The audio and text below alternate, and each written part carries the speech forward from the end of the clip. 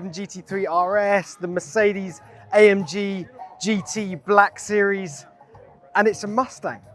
It's called the GTD. They're targeting a sub 7-minute lap of the Nürburgring, and it's going to cost you $300,000. Well, it's going to start from $300,000. Now, let's start with the name GTD. So GTD is the class in IMSA in which you can race a GT3 spec car. That's because GT3 Mustangs will be racing next year at Le Mans, and this car takes a GT3 racer as a starting point and then really runs with it. Load more aero, loads more technology in the suspension, loads more power under the bonnet, and there are so many incredible details on this car that I'm going to need my phone for reference because I don't want to miss any of them out. And we're going to start with the powertrain.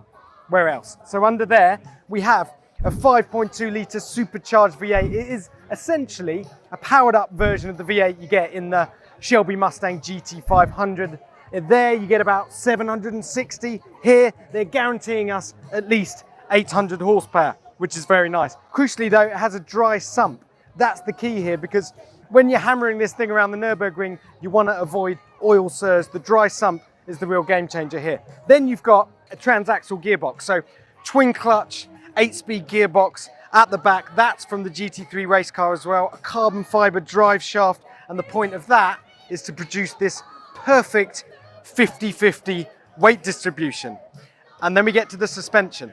It's pretty trick, so you need to keep up. At the back, you don't get any boot space. That's all taken up by inboard push rod suspension, proper race car stuff. And then there's the dampers. They are adaptive spool valve dampers. So a bit like the dampers you got on the Ford GT, except this is the next generation. They're adaptive. They can adapt the damper settings. They can also adjust the ride height. So a bit like the Ford GT, you've probably seen that video where the Ford GT goes into track mode and slams itself down instantly, 40 mil. Well, this thing can do the same trick even. Not the same track. Instagram's gonna love it.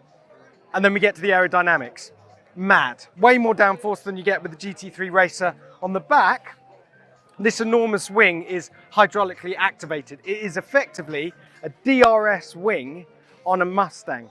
But unlike the GT3 RS, where you do have a button where you can override it and control it manually, this thing learns your driving style. It knows when you want the DRS open and when you want it closed. And to balance all that out, because as we know, if you put a load of downforce on the back of a car, you can't have no extra on the front of the car, you'll be all imbalanced. So you have movable flaps under there in the front as well, and that keeps that perfect downforce balance front rear.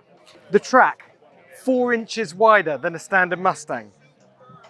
You'll see back here how wide these arches are. This car looks brutal and muscular when you're up close with it. And a big part of that is the tires. So the front tires on this car, this Mustang GTD, are as wide as the rear tires on the Ford GT supercar. And then the rear tires are even wider still. I mean, this thing is going to grip for days. Well, it's going to have to if it's going to do a sub 7-minute lap of the Nürburgring. And then we get to weight. So optional forged magnesium wheels, which are these ones, carbon ceramic brakes, full carbon body, apart from the doors and this roof rail here. And there's an optional titanium exhaust at the back. So the engine will rev out to a little bit over 7,500 RPM. It's going to sound good. Don't worry about that. The interior, not quite finished. This car does have an interior, just not the final GTD one. The only clues they've given us, and this is very cool indeed, is there's going to be 3D printed titanium paddles for the gearbox. There's also going to be a titanium plate when you come in the car, and that is recycled titanium from retired F-22 fighter jets. We like stuff like that. And of course it doesn't have any rear seats because it's basically a race car for the road. So many more details. We've only got a few minutes with this car.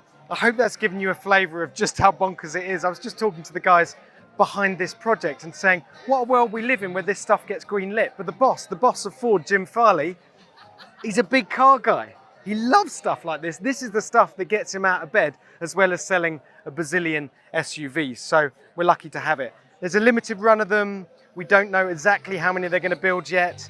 It will arrive end of 24, end of 25. Apparently they are going to come to Europe, but they're not going to come to the UK.